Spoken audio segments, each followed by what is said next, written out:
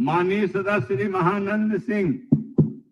माननीय अध्यक्ष महोदय, बढ़ती महंगाई के आधार पर कार्यपालक सहायकों के मानदेय का 5 वर्षों में पुनरीक्षण नहीं हुआ है।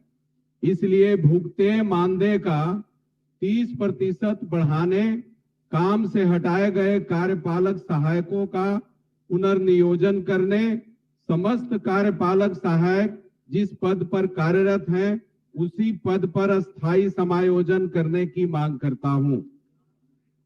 माननीय सदस्य श्री ललन कुमार।